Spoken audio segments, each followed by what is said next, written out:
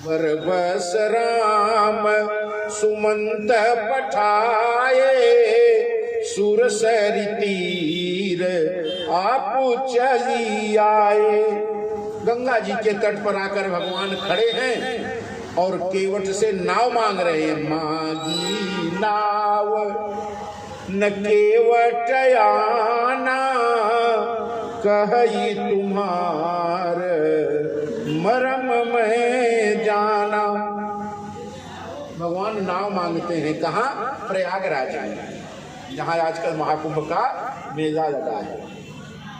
मांगी नाव न केवट आना, भगवान नाव मांगते हैं, लेकिन केवट मना कर देता है, नहीं मानेगा। केवट मना कर देता। केवट है कौन? आज केवट में रात्र में ही घाट की सारी नौकाओं को दूर कर दिया है। केवल मैं घाट पे रहूंगा। क्यों? क्योंकि आज प्रभु से मेरा वार्तालाप होगा। प्रभु को मेरी नाव में बैठना है। इसलिए जब भगवान कहते हैं कि भैया उस पार जाना है, तो केवट कहता है महाराज गंगा जी उतार पे हैं, यही घाट से थोड़ी दूरी है, कटिलों जल था दिखाई हो।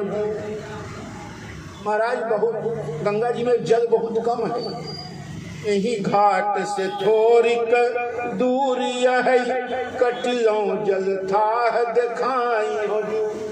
परसै पद धूरी तरई तरनी, घरनी कहीं भांति बुझाई हो। तुलसी अवलंबन और कछु, लरिका कहीं भांति जियाई हो। महाराज एक चीज और है कि अगर आप मेरी नाव में बैठते हैं ना तो मेरे ये समस्या खड़ी हो जाएगी। क्या?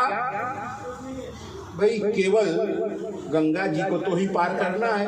मांगी नाव, नाव मांगते हैं, लेकिन केवट मना करता है और बताता है महाराज मैं आगे आगे चलता हूँ, आप पीछे आइए, कोई जरूरी नहीं है कि आप नाव से ही पार हो। क्यों? क्योंकि नाव पे आप बैठेंगे तो आपके चरणों का प्रभाव मैंने सुना है। क्या प्रभाव है? महाराज आपके चरणों में जो धूल लगती है ना, उस धूल से वस्तुएं स्त्री का रूप धारण कर लेती हैं। चरण कमल रज कहो सब कहीं, मानुष करनी मुरी कछुआई।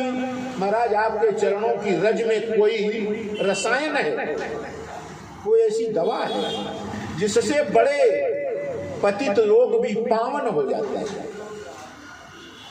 आपके चरणों में नहीं, आपके चरणों की रज में वो विशेषता है। चरण कमल रज वह सब कहीं, मानुष करनी मुरी कछुआई। वस्तुओं को मनुष्य बना देता है। आपकी जो चरण कमल की रज है, इसमें कोई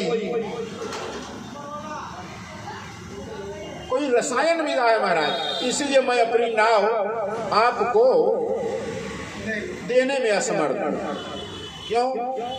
तरनी उमोनी घरिनी हो जाई, बाट पर मोरी नाव उड़ाई। महाराज मैंने सुना है आपके चरणों के प्रताप से पत्थर से स्त्री बन गई। अहल्या जी का उद्धार हो गया आपके चरणों के रज से।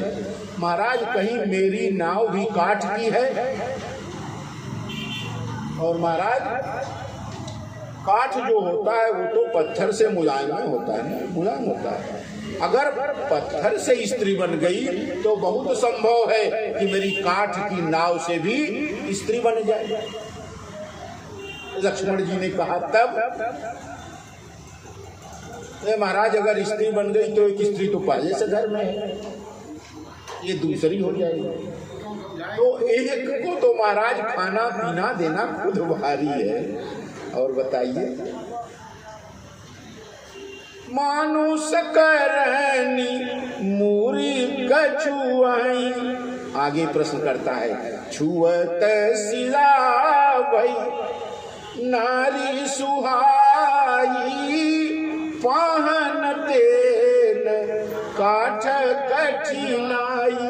महाराज ये तो मेरी नाव पत्थर से मुलायम ही है, कठोर नहीं है, और जब बन जाएगी स्त्री तो महाराज मैं कहाँ लेके जाऊंगा, पत्नी को क्या कहूंगा? वो बोलेगी कि अगर मैं बताऊं कि श्री राम को बैठाया नाव में और वही नाव स्त्री बन गई तो दिन रात झगड़ा करेगी, दूसरा विवाह कर दिया, नाव को बेच दिया, नाव को बेचकर दूसरा विवाह करके स्त्री लेकर चले आए। लक्ष्मण जी ने कहा महाराज केवल भगवान को समझा रहे हो, स्त्री को नहीं समझा सकते। अरे महाराज क्या बताएं, भगवान को समझाना आसान है, ये कैसी बात करते भगवान के सामने? बोले महाराज अभी आप जानते हैं, क्या जानते हैं? आपके पिताजी महाराज ने कैकेयी को बहुत समझाने का प्रयास किया, लेकिन कैकेयी मानी। तो भगवान को समझाना बड़ा आसान है, और अभी आप उसका भोग दंड भोग के आ रहे हैं महाराज। स्त्री को समझाना बहुत कठिन। विनोद का प्रश्न, लेकिन केवल चाहता क्या है आखिर कि मांगने के बाद भी भगवान को नाव में नहीं बैठाता। कहता क्या है महाराज, अगर माँ ये स्त्री हो गई नाव मेरी तो किसी ऋषि महात्मा जैसे अहिल्या जब अपने स्त्री रूप में आ गई तो कहाँ चली गई? गौतम ऋषि के पास चली गई, गए पतिलोक के आनंद करे।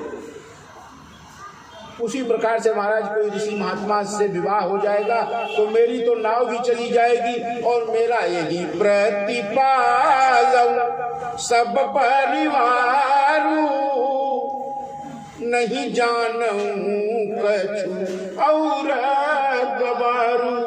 महाराज और कोई कारोबार तो जानता नहीं, क्योंकि मैं वेद पाठी ब्राह्मण तो हूँ नहीं कि पूजा कथा करके भी अपनी जीविका चला लूंगा। मेरे व्यवहार और व्यापार का एक ही साधन है परिवार चलाने का, यही मेरी नाव। और अगर ये नाव चली गई महाराज तो मेरे रोज के भोजन की व्यवस्था कहाँ से होगी? क्या खाएंगे? गोस्वामी जी कवितावली में लिखते हैं कि पात भरी सहरी सकल सूत बारे बारे केवट की जाति कछु वेदना बढ़ाई हो।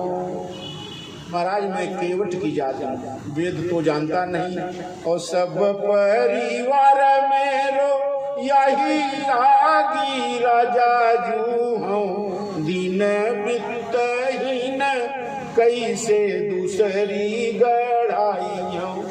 महाराज मैं बहुत गरीब आदमी हूँ, दूसरी नाव भी नहीं बनवा सकता। इसलिए महाराज कृपा करके जो प्रभु पार अवसी गा चहूं।